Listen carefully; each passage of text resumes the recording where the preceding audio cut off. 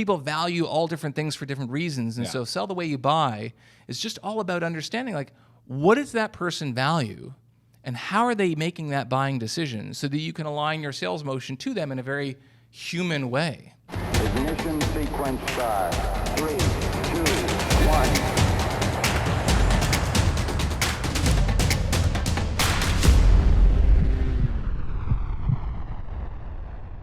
David, what's up, man?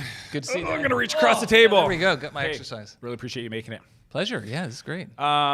So Cerebral Selling is your thing. I mean, so this is interesting. This is the first time we've got to meet, but I've known of you. I think Dan DeBoe introduced us a long same time here. ago. People confuse us all the time, by the way. Well, I actually thought you guys were related. No, yeah. I went down the rabbit hole. I was like, guess not. But you guys worked together at Ripple. Yeah, actually for few companies. So WorkBrain Okay. was the first one. Oh, you did WorkBrain as well. Yeah. So I was Okay. employee number 20 at WorkBrain. I remember Yeah. kind of coming in there when DeBoe had his Batman doll on, if he's watching this, Batman figurine on his desk, and Okay. it was a great time. So we, it was 20 people, and then we grew it to 700 people over the course of years, and then we did Ripple together, and then Salesforce.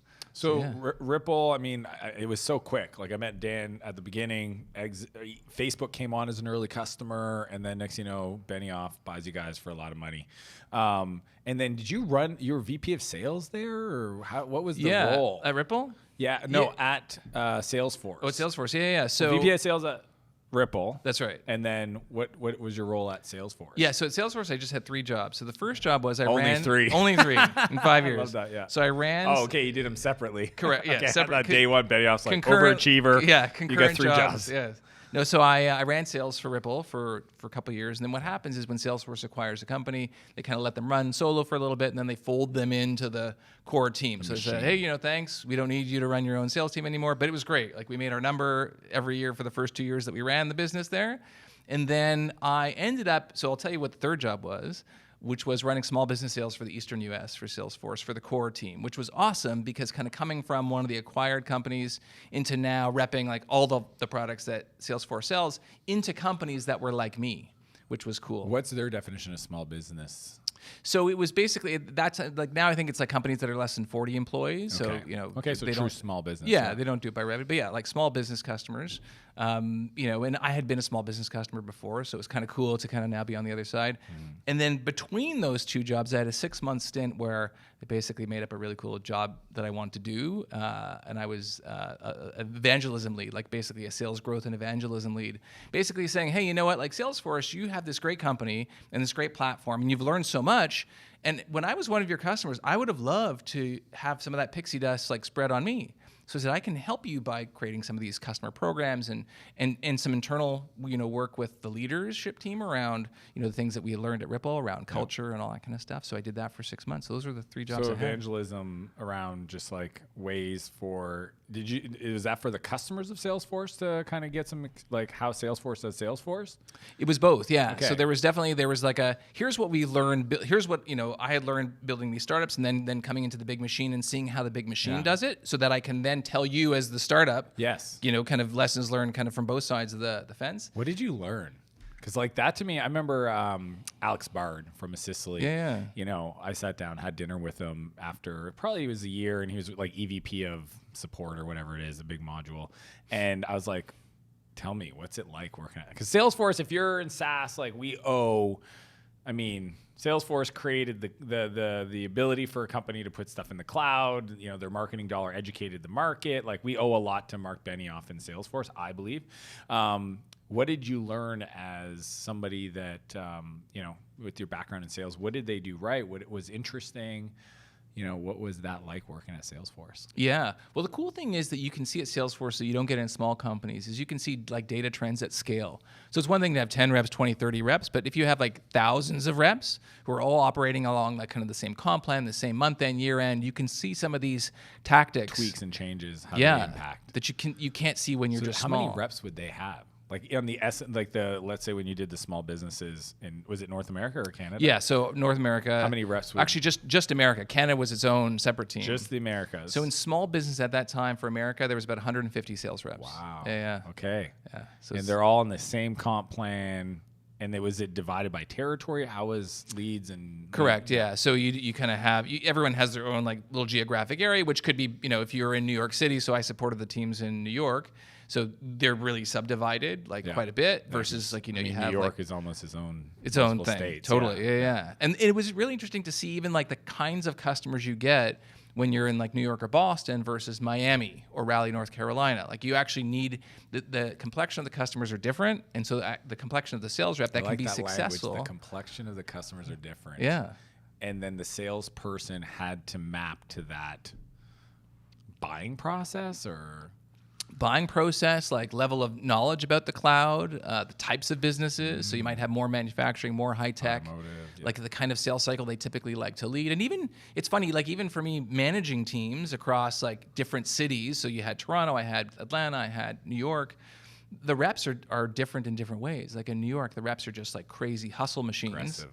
Right. Yeah. And in the South, they're great and a lot more relaxed, and they love, going to their barbecues and high school football and all that kind of stuff. So it's actually a kind of very cool dynamic to see both the rep and customer interactions in different places.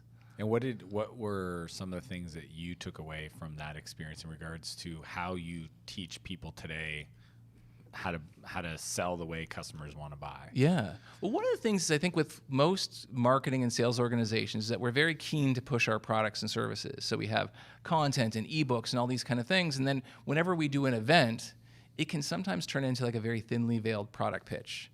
It's oh yeah, here's what we learned, and boom, product. Here's the punchline at the end. And I believe customers today are very receptive. The way I kind of describe it sometimes is you have kids, right? Yep. I have kids. Yeah. When my kids come to me and they're about to proposition me for something, like a ride to go somewhere, or I want to download this app, or I want to eat something before bedtime, how long does it take you to tell that they're about to hit you up with a question? In 2 seconds, but just by how they approach you, right? And you get very immediately defensive. You're the answer's no, whatever it is, right? Yeah. Okay, what's my your kid question? Starts off by saying, "I know you're going to say no," and I'm like, "Of course, if you say that." That's what right. are you asking? Yeah. So customers get very defensive, right? And and as people, we get very defensive. And so when I attend an event or there's some kind of marketing something, and I can feel that there's a product pitch coming here. But the amazing thing is when you don't pitch a product, the customers have this moment of delight where they're oh my gosh, they didn't even pitch, they were just genuinely helpful. And well, I'll tell you, so one of the things that I learned is when I started doing these executive dinners as part of our territory, and we would just go into various cities and we would get a whole bunch of executives from our customers together, and I would facilitate just a conversation. I would buy people copies of one of my favorite books that had nothing to do with sales, and we would drive a conversation. That was great for me, and it gave us access to those people, and it kind of engendered them to the brand because we were actually helpful. But when we measured the ROI of all of our sales and marketing activities, those had the highest ROI of any event that we did. Really? Because pure gives? Pure give. We built the relationship, we added value, and then what happens is at the end of that, you didn't do hey, we just launched this new module. Nope. Pure give. Pure give. Wow. Yeah. Because imagine these people who are very standoffish, they don't want to talk to us. And so what was the payoff down the road? We learned more about their business and how we could help. They saw us, and this is really, really important, especially for young sellers who, I wrote this article in Harvard Business in the springtime about this concept I call experience asymmetry, which is most of sales is a younger, less experienced salesperson calling on a more senior level decision maker whose job they've never done. And this is actually, there's a big divide, and it's getting worse. Yeah. Not because the average age of a sales rep is just decreasing. Lower, yeah. So if you're a younger sales rep and you're calling on your older customer, they're not taking your calls because who's this kid and what are they going to teach me? What does he know about my business? So we do these events, we do these dinners, and all of a sudden they get to know us a little bit better. We remove the kind of the layer of abstraction where they see us as people and not the enemy, which is the case a lot of times. And then they take our calls and they tell us stuff about their business. And so we start changing from the enemy to a human, right? And so that's what these events, that you asked, one of the things I learned, having these events where it's just a pure give can be tremendously powerful. But it's not just, it has to be, it's not just, let's just have a dinner and chit chat. It has to be properly, facilitated. But that was definitely one of the biggest learnings. Is this, I'm still waiting on my copy of your book, but is this what you're covering in your book in regards to, because the title is, do you want to unpack it? Is it buy the way, or sell the way you buy? Sell the way you buy. Yeah. So the book's called Sell the Way You Buy. And the idea behind people, if I tell you that title, you have an intuitive sense of what it would be. But there's really two parts to it. So the book is all about how to connect with modern customers and sell and win more business through science, empathy, emotional intelligence. Mm-hmm. But when I think about Sell the Way You Buy, I think about two things. Number one is, empathy. Like, don't use tactics that wouldn't work on you as a buyer. And I had this kind of epiphany when I was at Salesforce, where, you know, you're kind of in this amazing sales machine, and it's the end of the month, end of the quarter, and people are like, hustle, hustle, make the calls, make the calls. There's never been a better time to buy. And all these things are good and true, and it really, like, it pumps the team up, and they start operating with this kind of sense of urgency. And nothing you're asking the team to do is unethical. It's not categorically ineffective. But then what would happen is I would go back to my desk, and my phone would ring. And who was it? It was salespeople trying to sell me something, because I'm a VP at Salesforce. It's the end of the quarter. Or a recruiter trying to, and I don't like talking to salespeople, right? And so what happens is I had this like little epiphany where I'm like, I'm not selling the way I'm buying here. Like, I'm telling my reps, or I'm almost kind of like by complicitly, I'm just endorsing these tactics, which are not bad, but that's not how I would buy. So there's an empathetic component as well. Yeah. But the second piece, which actually interestingly more powerful, is the fact that the way we buy things is often subconscious to us. The way we make decisions are some things we don't often think about, and our brain actually tricks us into thinking that we buy things in a certain way that is actually not true. So sell the way you buy actually helps us unpack how we make decisions. Actually buy. Correct. Because a lot of people think they know the way, but when you look at it, it's not. What are some of those insights that you cover in the book around that? Yeah, I'll tell you, so one of the biggest things I cover is I talk about this concept I call the solution fit paradox. Okay. So here's like the question, and for everyone who's watching this to answer this question, think about when a customer of yours is involved with you in a sales cycle. There's 3 outcomes at the end of that sales cycle. They buy your solution. Win-loss, yeah. They buy someone else's solution or build it themselves. Yeah. They solve it some other way. Or they do nothing, okay?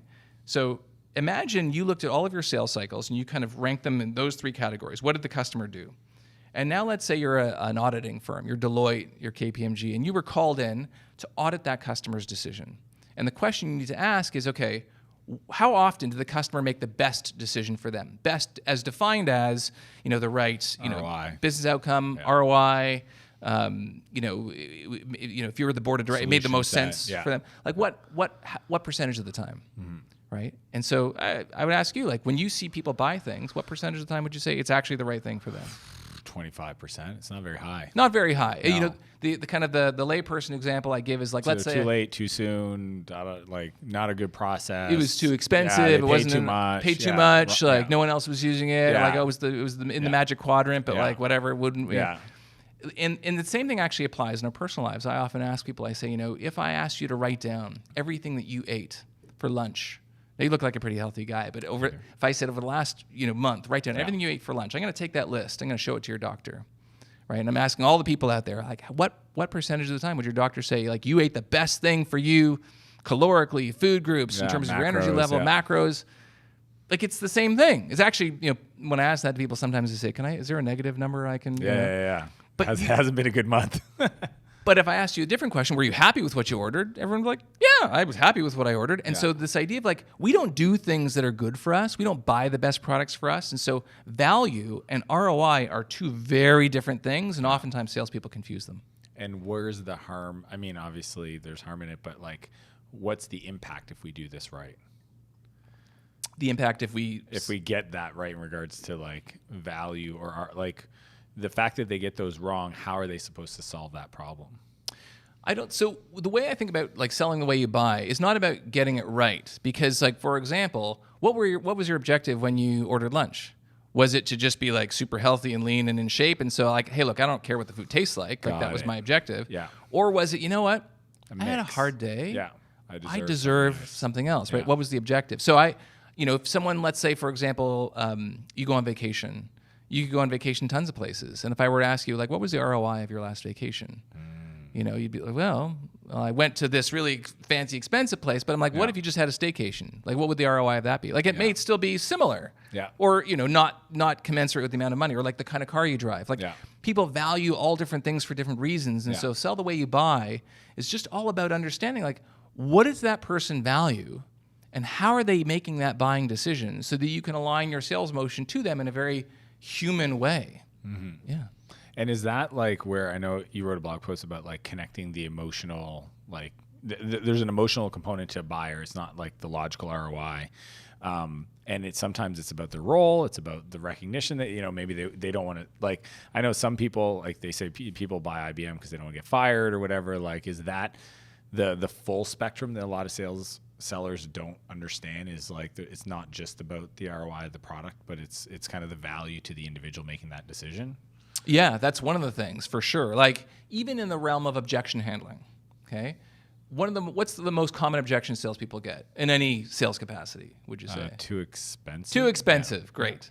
Okay. What does that mean? It's too expensive. In relation to what? Yeah, take out a piece of paper and write down all the permutations of like it's too expensive. Like it's too expensive compared to this other thing. It's too expensive for my budget. It's too expensive because my buddy Dan works at your competitor. I'm just going to buy from him anyways. Like, and some of those things might be spoken, and some of those things might be unspoken, right? So really diving down into figuring out like what do people value, like what's on their mind, and more importantly, how are you going to get them to tell you?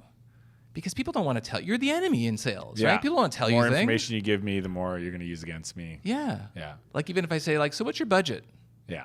Like you're thinking all of a sudden like, he's just qualifying me. What's he going to do with this information? Like, is he going to change his number based on what I say, right? Yeah.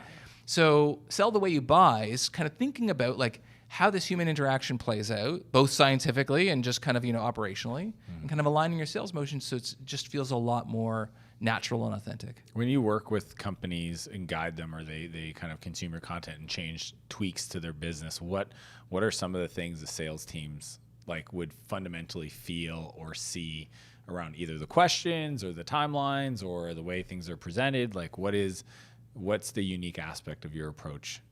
This is included, but like what are actionable things founders listening to this that are selling can do, tomorrow on their next call, their next demo? Yeah, like there's some things that are just super simple that you can do. So for example, if I were to ask you a question that could be contentious, what's your budget for this project? And you're like, okay, why is this person asking? There's tons of questions that we get asked all the time that we don't want to answer. I like that word, contentious. Yeah. It feels like they're trying to do something with that. Yeah. Like, Dan, how much money do you make doing this? Yeah. You're like, why does he want to know that? Yeah. What's he going to do, right? Yeah. So if you ever, it's funny, a lot of these things are kind of like ad hoc, but if you ever feel that you've asked a question that if you were asked that question in return, it would be contentious. Yes.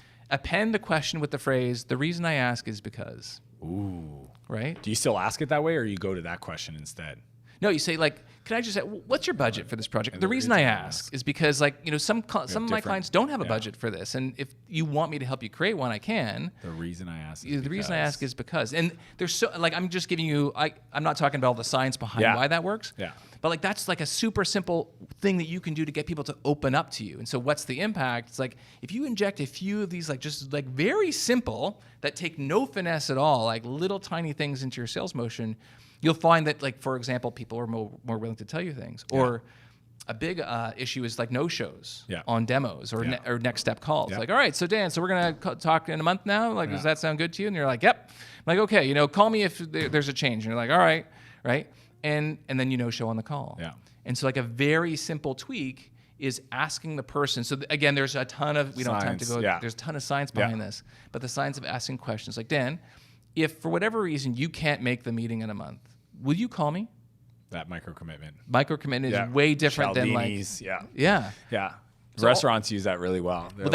I'm stealing this from a restaurant 100% restaurant study. But like all these little things, like we learn so much. I actually believe that we learn so much not just from how we interact with our kids, how we operate in our own personal lives. Like if you've ever been on the phone with like your telco and they're pissing you off because they won't give you the discount, you're like, I want to speak to the manager. Like that's what do you want out of that? Like even if the manager tells you the same thing, you still might actually feel better at the end of the day because you're buying somebody I feel like was totally in control. It's a feeling. Like we all buy feelings at the end of the day. Like that's what value is. It's a subjective feeling. Even ROI, we're conditioned, especially in enterprise B2B sales, to put together these amazing, gleaming ROI business cases for our customers. But in the end, it all just comes down to whether they believe it or not.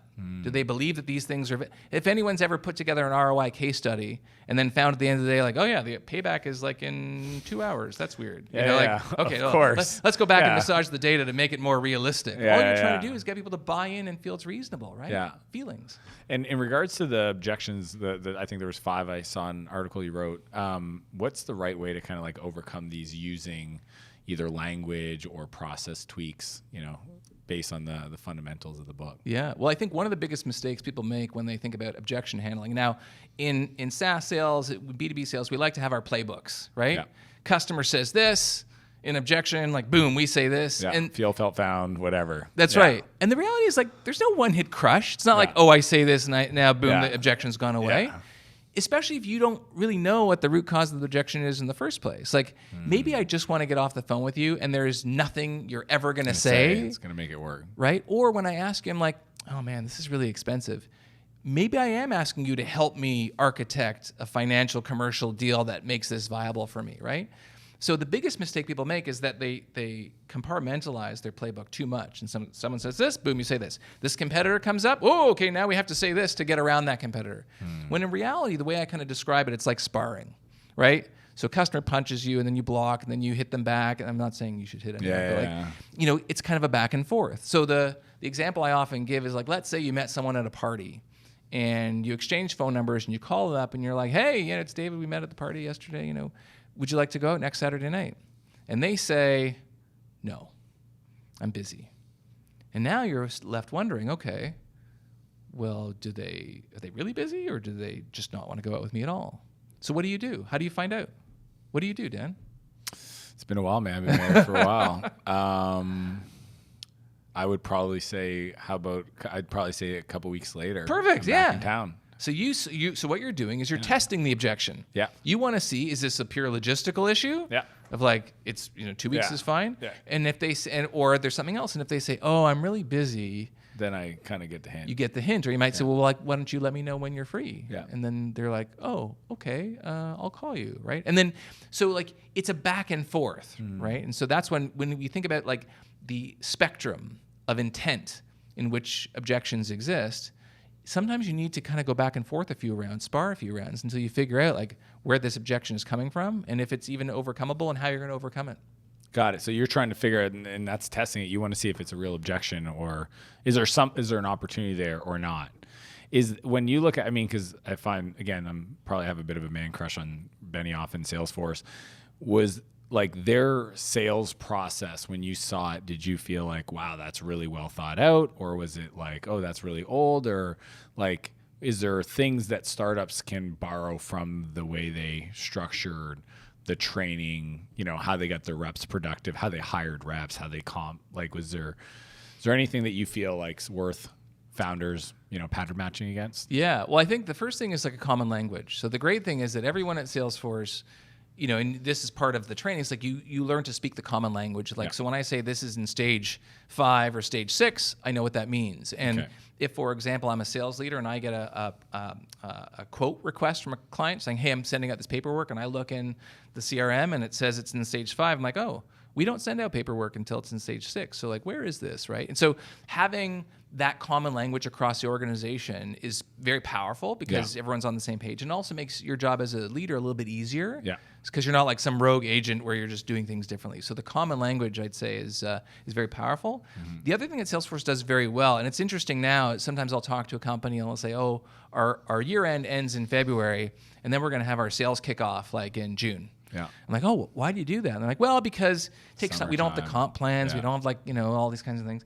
And one thing that Salesforce does really, really well, pardon me, is they turn that ship around really fast after year end. So the planning for the next fiscal year starts months before. In fact, people often say that for leaders at Salesforce, like the last few months of the end of the year, when the planning really kicks into high gear, is like our year end. Yeah. Right? Because missing hiring targets is like a cardinal sin. Really? Right? Like, people need to be promoted and moved up. It's a big machine. So we start really, really early. And then the year ends on January 31st. And then the first, second week of February, you are in the sales kickoff, like ready to go again. Comp plan, we don't need comp plans. Work on your old comp plan. Like territory, we'll figure that out. Like they turn the ship around and just get you reoriented really quickly, so they don't lose any momentum. Yeah, so that's one thing I have not seen as much in kind of like the startup world, is that they just keep everyone really focused. Yeah. And then in regards to like lead gen, at the SMB side, was it all inbound and they were just making calls, or were they responsible for generating their own demand? Yeah, so in small business, it's more inbound than obviously like the bigger companies. There's also just more companies. Yeah. But it also depends on the territory. So Okay. you might have, and this is part of, there's a very elaborate algorithm they go through to kind of score territories, so that if you have if I'm a manager and I have 10 territories in my region and 10 reps, all the territories are different. Some might have some greater percentage of new business customers. Some might have more greenfield. Some might have more inbound. Some might have less inbound. But they're all balanced so that as a rep, ideally, you could take any Similar of those. quotas. Yeah, this quota's the same. Yeah.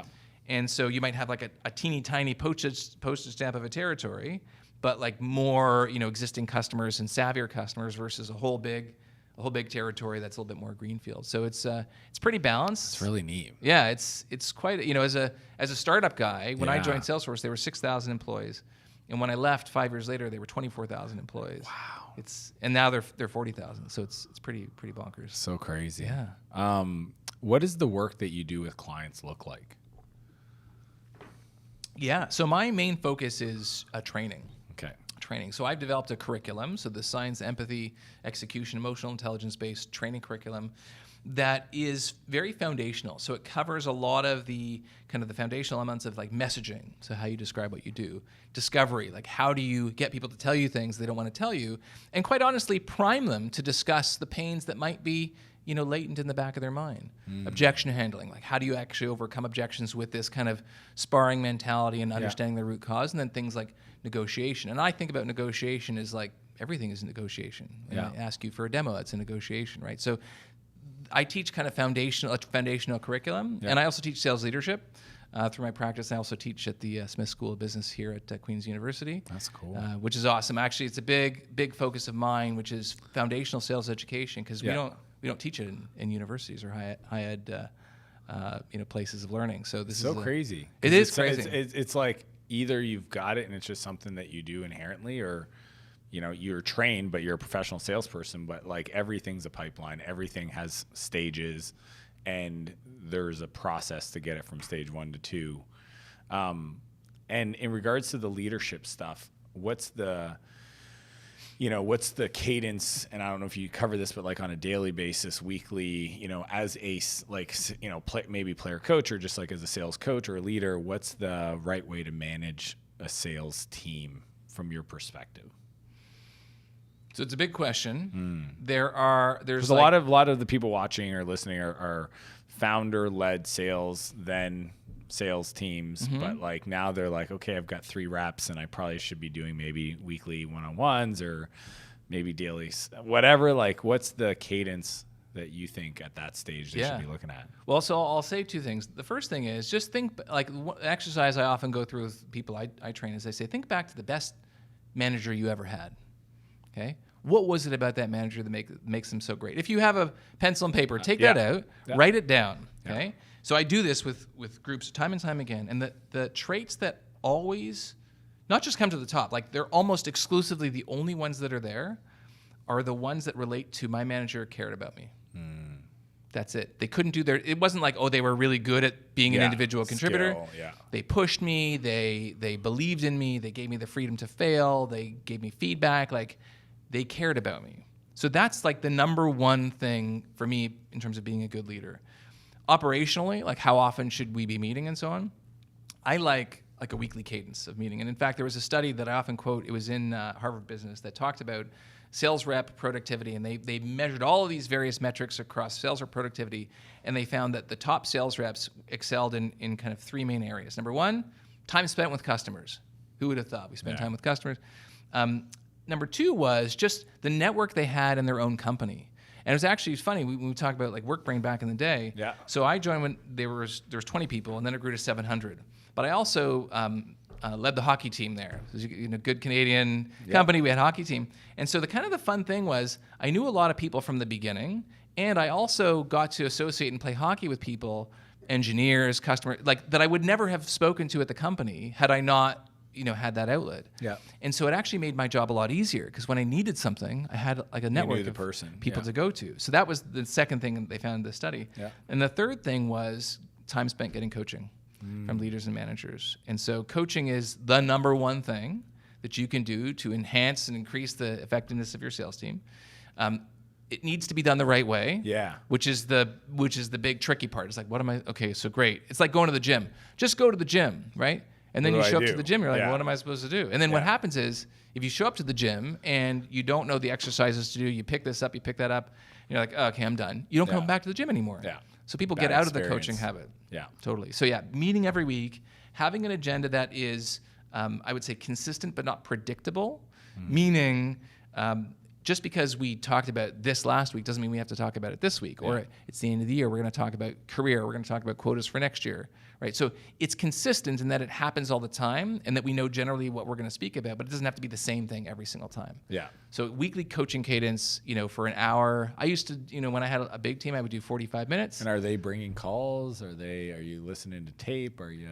It all depends. Yeah. Sometimes, so you're for sure bringing data that you have on your dashboards and all these kinds of things.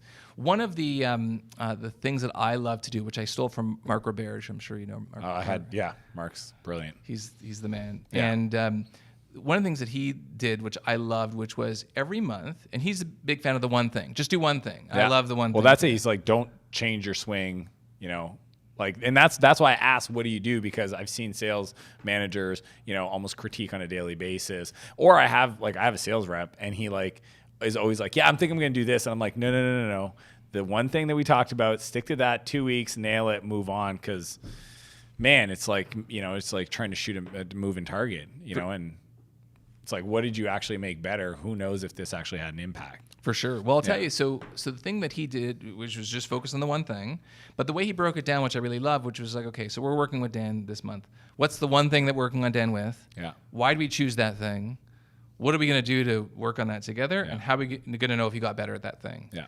And so I would take that. And he keeps the log, so you It can keeps kinda the log. see the progression. Totally. Yeah. So I would have a spreadsheet, and then every month I would have like a different tab with everyone on my team, what we're working on. And the cool thing was it helped me get a sense for what we were collectively working on. So I'm like, oh, I'm working on the same thing with a like bunch of 6 people. Maybe I should create some training. Maybe I should do some Yeah. training around that, Yeah. right? And then like, okay, this person isn't moving off of this thing fast enough. Who's really good at it. Maybe What's I taking can- so yeah. long? So so it does have to be a little bit individualized. Yeah.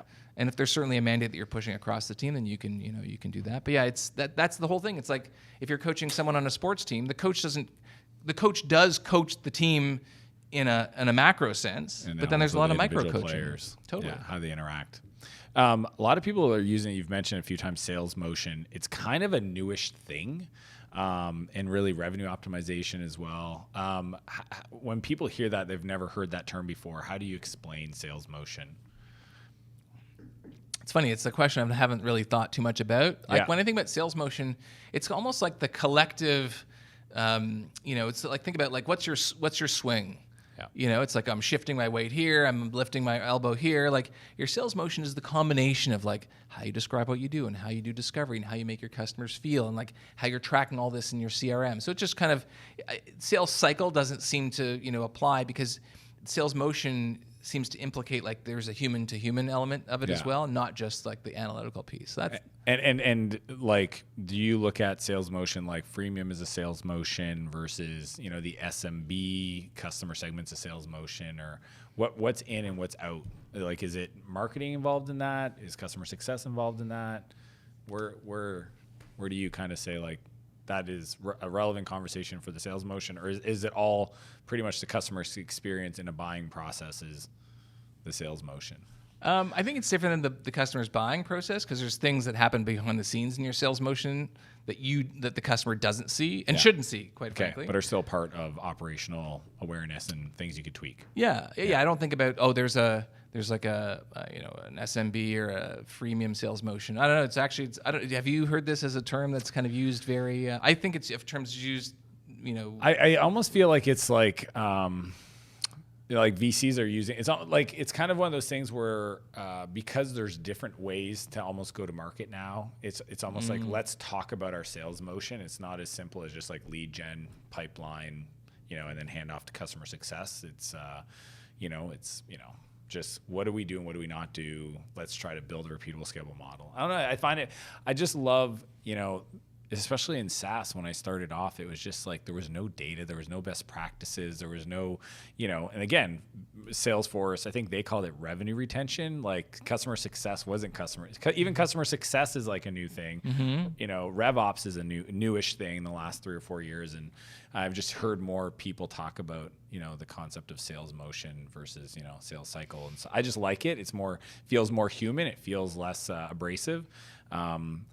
But I was just curious, kind of your thoughts on how that all connects. Yeah, maybe it's turning into one of these like AI machine learning where people are just using it and like, I don't think that word means what you think it means. Yeah, but I think it just it might be just a better way to talk about kind of like the customer experience through that process. Yeah. Do you have any other kind of? I like the reason I ask. Do you have any other examples of just like good questions to ask in a sales conversation that's broadly applicable to other SaaS founders in regards to dealing with objections or asking for the order or dealing with, well, just send me the quote and I'll get back to you kind of scenarios? Yeah. I'm going to try not to be too cerebral because there's actually quite a lot of science around, for example, like ordering your questions to produce a certain kind of, and this is kind of very advanced because most people are taught to ask layered questions like, what's the problem? How long has it been going on? Can you give me an example? Like, what do you think like, and those are all good. Yeah.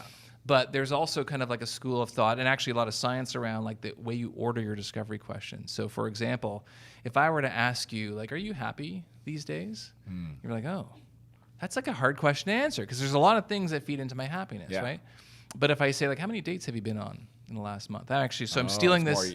I'm stealing this example from one of my favorite books, Thinking Fast and Slow by Daniel Kahneman. But they talk about like these very specific questions versus like the very broad questions. Now, if I ask you, like, so for example, I say, "Are you happy with your overall level of fitness?" And you might be like, I guess, like, like, well, let me ask you this: how many times have you been to the gym? Yeah, in the last it's cognitive there's a lot of cognitive use to answer one. It's more qual versus quant. Right. And it's like. But they both get me to the same place. Correct. Yes. But one is easier to answer because it's more tangible. In fact, online I saw Keenan, he asked this question, are you happy in your marriage? Right? And then the follow-up question might be, like, when was the last time you just bought your wife flowers for no reason? The first question is hard to answer. Yeah. And the second question is really easy. And so we're tempted to ask the first question, then the second, versus asking the more specific question first. So if I said, Dan, how many times have you been to the gym in the last month? Oh, and then are you happy with your fitness? Then now I ask you, are you happy with your overall level of fitness? What happens is called a substitution heuristic. The emotion from the first question, which is very clear, then colors the answer to the second question. So again, this is not good. This is why people listen. Yeah, this is not a novice tactic, right? But it takes a little bit like a kind of mindful approach. There's tons, like in terms of how you describe what you do, how you handle objections. I mean, this is the stuff that fascinates me. So in regards to doing the discovery properly, like how do we get people? I mean, the reason I ask is this, but like, is it okay to go sequentially, or is like in regards to like broad speaking problem space versus specific? Like, is there some weird things where you can do it backwards? What's the right way to do discovery calls? Yeah, I say never fall in love, right? Like the example I often give is I said, if I wanted you to make a lasagna, okay, you wouldn't just go to Google, search for lasagna recipes, find the first one, and then just do that, right? Like you'd look at a couple recipes, see what ingredients you had in the house, and reviews, what you'd feel comfortable with. Friends, and then you'd make your first, and then it would suck, and then you would make another one. So like I advocate don't fall in love with anything, and not every single tactic is going to work in all instances, right? And unfortunately, when we don't have like the arsenal of tactics, or I'll call it like foundational sales education. Like if you were a doctor, you would not take a CPR course, then go work in the emergency room. Right, like things, you need to have like all these things to pull on, and unfortunately, as the average age of a modern seller gets younger, they're super smart and enthusiastic. They just have fewer experiences to pull on. Yeah, and so there's no like one right or wrong way. It's funny. You look at like Elon Musk, right? And like here's a guy. He's God bless. He's not the best speaker in the world. Like he has a vision for the future of the planet that he's trying to enact through his products or services. He doesn't advertise. Like I've never seen an ad for a Tesla or anything anywhere. And yet he's got like everyone's like imagination, right? Yeah. And so like there's lots of different ways to do it. And he is not stuck in what I would refer to as like a sea of sameness. Like there's not a lot of people doing what he's doing. And yet for most people who have like a B2B technology business, there's a million people that do what you do. And even if you think that you're this like delicate, unique snowflake, right? That's to you. To your customers, the way Chris Orlob at Gong described this, which I loved, was like if you're walking in the park and you see someone pushing like a carriage with twins in it, and you look at the twins, you're like, oh, they look the same to me. Like the parents can tell them apart, but like they just look the same to you. Yeah. And so most of us are kind of stuck in that. So whatever it is you think you do that's so amazing and unique, as a customer, first of all, I spend like a fraction of a percent giving a shit about what it is that you do. Right? I got my own problems to deal with. And so when I do kind of open my mind to what you have to say, it has to hit me like an armor-piercing bullet. Otherwise, I'm just going to like move on, right? So very simple things like when I ask people, what do you do? What do you say? Like it's a question we get asked all the time. And we're always wondering like who's the person asking? Like if one of my wife's friends asks me what I do, I say, oh, I train salespeople. And they say, that's nice. And they go on with the rest of their day. Right? But how you answer that question when you are stuck in kind of this undifferentiated sea of similar sounding solutions makes a difference. Right? So there are definitely some messaging tactics which I would say, yes, use them all the time, versus discovery and objection handling, which can sometimes be more case specific. But the big thing is you're saying is continue to educate yourself around different ways, because they're, especially with the young seller, if you're listening to this and you want to up your game, be exposed to other ways of presenting, dealing with objections. And is it to find their own kind of like cadence and like language, either the economy, like using the right words, using words that cut through the noise, and is it just to find it the way that feels good for you so that it doesn't feel like it's a script? Like, what are your thoughts on scripts versus talk tracks versus, just inherent, skills? Natural. So do you get calls from telemarketers? Well, I get them. I just don't answer. Yeah. Have you? But so when you get a call from a telemarketer, how long does it take you to tell that they're reading from a script? Oh, like 4 seconds. 4 seconds, like almost instantaneously. Yeah, right? like 3 or 4 words in. So we can tell. So it's a combination of two things. Like, yes, like we do need to arm people with the talk tracks and the words, right? Yeah. And do it consistently across the company, so we're all saying the same thing, which is a huge problem where we don't all say the same thing. No. And I love what you said earlier when you talked about overselling. Customer success is like, what? Sales told you? No, we don't do that, right? And you're like, oh, come on, and maybe we actually do that, but customer success didn't, nobody told them. So there needs to be some consistency in the playbook. But then also from an execution standpoint, one of the biggest challenges is that people, especially young sellers, feel emotionally encumbered. So you come into like a big company or a company in general, and they're like, okay, here's the product, here's the pitch. We want you to go out, Dan. We want you to call these people on this list and bother them and take them away from what they're doing and tell them how awesome we are. Go do that. And you're like, oh, crap, like, that's not cool. Like, I don't like to be bothered in my personal life. And shoot, I don't even talk on the phone that much anymore. I mean, the phone is for old people, right? So you're asking me to do these things that are kind of inconsistent with what I do and believe and behave. And so when I go and do them, it feels kind of unnatural. And oftentimes, and I saw this all the time at Salesforce, especially with the New York crew who are awesome. So imagine this, you look in your CRM and you see tons of activity, lots of calls, emails, no pipeline, right? And so you're like, well, what's going on? Like maybe it's something operational. Maybe you're calling at the wrong time of day or calling the wrong person. But I would listen to these phone calls, like, and there's a million call recording, technologies out there. Yeah. So I'm listening to these phone calls and I'm like, it sounds like, to me, if I were to just close my eyes and not pay attention to the words you're saying, it feels like you're bothering them. Like it feels like you're bothering them, right? And you're projecting that. So like, how do you now imagine you were calling the other person to tell them they won $10 million in the lottery? Yeah. How would you communicate that? Different feeling, right? Yeah. But the problem is so that's, it's all very well and good to say like get excited and pumped about what you're doing. Yeah. The reality is most of us are not feeding starving children in third world countries. We're not curing disease. Like some of us are. But a lot of us are selling a technology that helps people automate their blah, blah, blah. And workflow, how am I supposed to get... And as a CEO, you can get totally behind that because it's your baby. You built this thing. It's your vision. You built but now you're like a young sales rep and you're like, how do I get emotionally behind this thing so I'm not encumbered when I call people? Yeah. Even armed with the pitch. Yeah. I remember... we were at a sales kickoff at Salesforce. This is 2014, 2015. And Aziz Ansari was performing. And now I did not know who Aziz Ansari was at the time. He was doing sales kickoffs at Salesforce. Yeah, that's fascinating. So he's doing his stand-up routine. There's maybe 1,000 of us in this ballroom. And I never heard of him or seen him before. He talks a lot about like dating and the modern era and all, and dating with apps and the whole thing.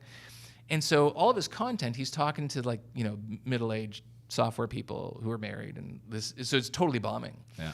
So about 40 minutes in, he just kind of switches gears, and he's like, Salesforce. And he didn't even know what Salesforce. He's like, Salesforce, you guys hired me to come in here, do your kickoff. He's like, what the hell do you guys even do?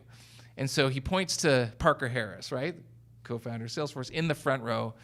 And he's like, you look important. Oh, shit. He's like, Salesforce.com. He's like, what do you...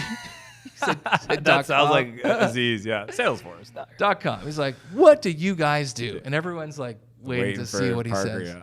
So what does Parker say? He says what the marketing, at that time was, which is actually not far from what it is now, which he says, we help our customers connect with their customers in all new ways.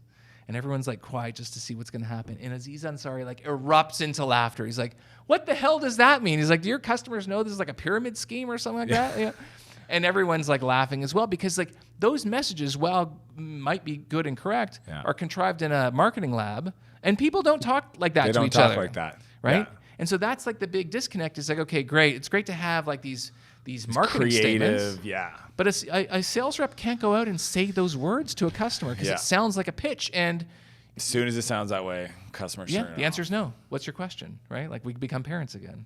So yeah, that's the real trick, is like, how do you have a human to human conversation that is still, you've still put thought into it. And I think you were kind of alluding to this before, salespeople can be taught. Yeah. There's certain like natural born, when you say someone has natural born sales abilities, usually you're just saying like they're gift of extroverted, gab. gift of gab, like they're very personable. Yeah. And we meet a lot of these, what I call unconscious sellers. And shout out to my sister, who I always joke with her, I say she's an unconsciously good seller. She's a personal trainer, and she's great at what she does, but she doesn't know why she's so good. Yeah. Right? She just happens to be personal. But if she knew what those things were, she could maybe front load them, repeat them, train other people on how to do them. Crazy idea. And if you're an unconsciously bad seller, meaning how to stop. you go out and you do all this bullshit stuff that like you keep talking after you get the deal. Not only does it not work and it's bad for you, but what's even worse is, and this is almost unique for the sales profession, there's very few professions that are like this, it ruins it for everyone else. Scorched earth. So now when I'm a salesperson, I speak to a customer, like, you don't want to talk to me because I'm the enemy, even though I'm a good guy. You're a good. I actually do believe that all bad salespeople are not bad people. They have families. They play sports. They kiss their kids goodnight. Yeah. They're good people. Yeah. Right. But they're just executing these plays that have been taught to them because we don't teach sales in business school, and sales and buying has changed so much in the last 5-10 years that sales has not kept up. A lot of selling systems and knowledge are good, but they're old, right? And buyers have changed their buying habits a lot faster than sales have retooled. So, David, I want to get you back in the future, talk about this, because even the selling process, I think what's happening now when a lot of the work is being done by the product and the marketing, how much of it is selling versus order taking, and is comp structure is going to be the same in the future? I mean, there's a lot of stuff to deep dive in. Plus, sounds like you've got the science and research to back it, and I feel like we rushed through that. So, you cool coming back another time? Absolutely, I'd love that. Awesome. Really appreciate you making appreciate the show. it, Ben. Yeah. Thanks, David. Talk soon, man. Absolutely. Thanks for watching this episode of Escape Velocity. Be sure to like and subscribe and leave a comment with your biggest insight from our conversation. Be sure to check out the next episode.